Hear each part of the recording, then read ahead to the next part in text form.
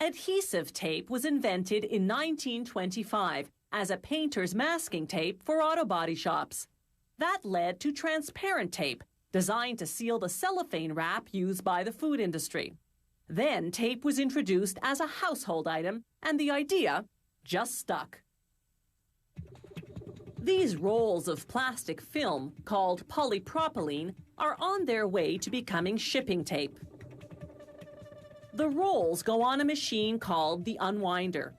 Workers then position a strip of adhesive splicing tape along the end of each roll. This will enable them to connect one roll after another, creating an uninterrupted feed to the production line. Now watch closely. Once a roll unwinds completely, its end sticks onto the splicing tape at the beginning of the next roll. Once that roll's unwound, its end will stick to the beginning of the next, and so on.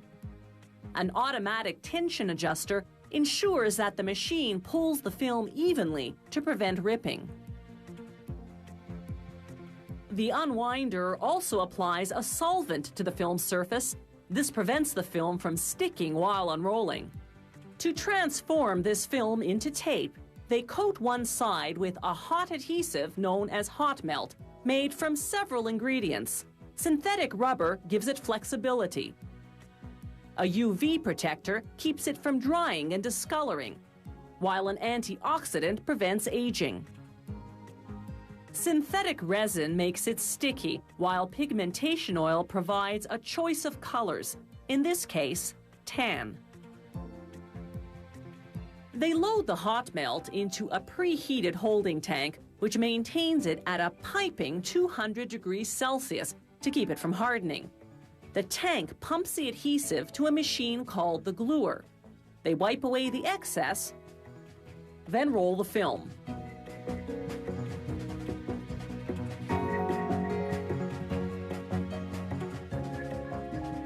And there goes the adhesive. A cooling roller, that black one on the top, immediately hardens it. A computerized sensor ensures there's an even coat of adhesive. If not, it automatically signals the pump to adjust the output. Now, a machine called the rewinder rolls the tape onto spools. Remember the unwinder that spliced the rolls together? Well, the rewinder unsplices them.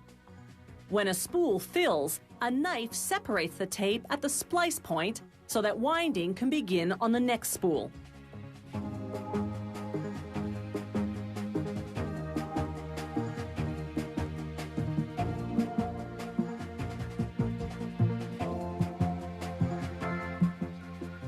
The tape on just one of these spools would run the length of 85 football fields.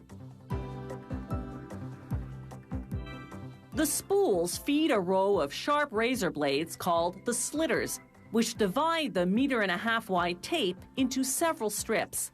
Shipping tape is 48 millimeters wide, so they get 31 strips per spool. Each strip winds onto a cardboard core, its end sealed with a tab.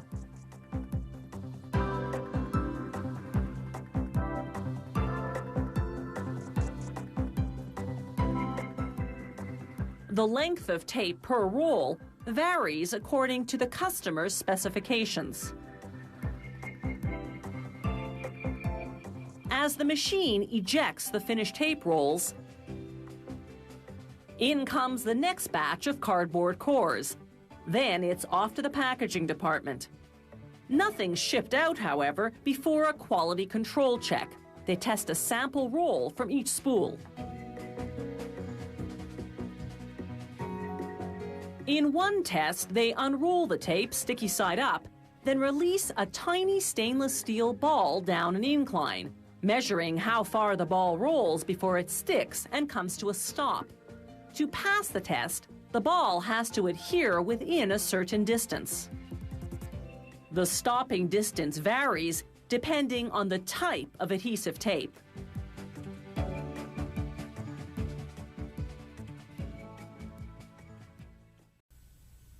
Couscous is a traditional staple of North African cuisine. It looks like a grain, but it's actually pasta. These days, few people make couscous from scratch. Even in North Africa, they usually buy their couscous ready-made and just steam cook it. Couscous is the product of culinary simplicity. It's made from one ingredient and one ingredient alone: wheat. Most often, the durum species of wheat. When you remove the grains, grind them, and sift out the finer flour, you're left with a coarser wheat flour called semolina. That's the flour from which they make couscous. The first step is known as hydration. An automated food processor measures about 1/3 water to 2/3 semolina, then mixes them for 3 minutes. The flour particles absorb the liquid and bloat into a raw dough.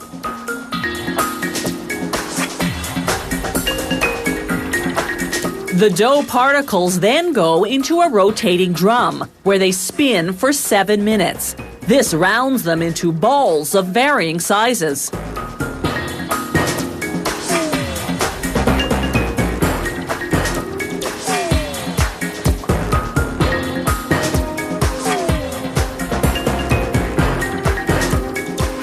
A screen inside the drum sifts out the big clumps.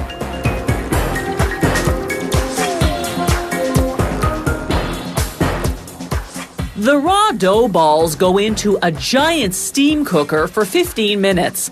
The intense heat, 100 degrees Celsius, cooks the dough by gelatinizing the starch in the wheat.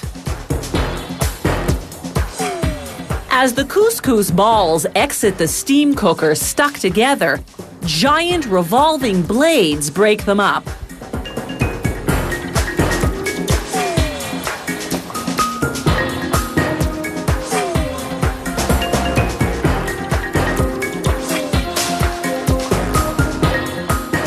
The soggy couscous now enters a rotating dryer where it spins for 18 minutes.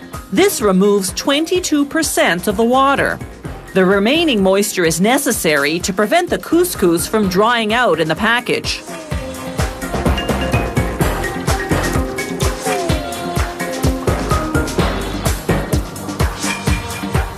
As the couscous pours out of the dryer onto the conveyor belt that funnels it to the next station, you can see that the balls are much drier and relatively uniform in size. But they're still steaming hot, so they go off to a refrigeration chamber for 2 minutes to cool. As the couscous exits the chamber, it runs through a screening machine that separates the balls, called grains, by size. Medium and fine couscous go off to their respective storage silos, while grains that are too big or too small go back to be reprocessed.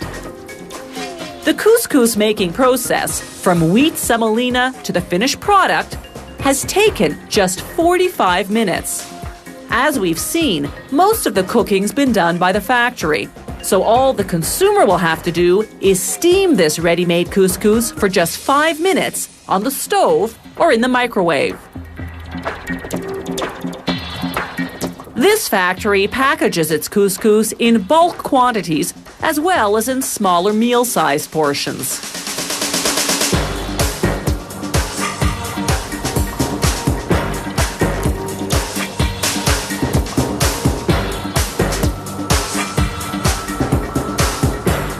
Today, ready-made couscous comes in many different flavors. And depending on the dish you're making or your personal preference, you can choose medium grain or fine grain. Plain or flavored couscous is becoming an increasingly popular side dish, an alternative to rice, potatoes, or noodles. You can even buy main course couscous kits that come with a can of vegetables and a packet of sauce.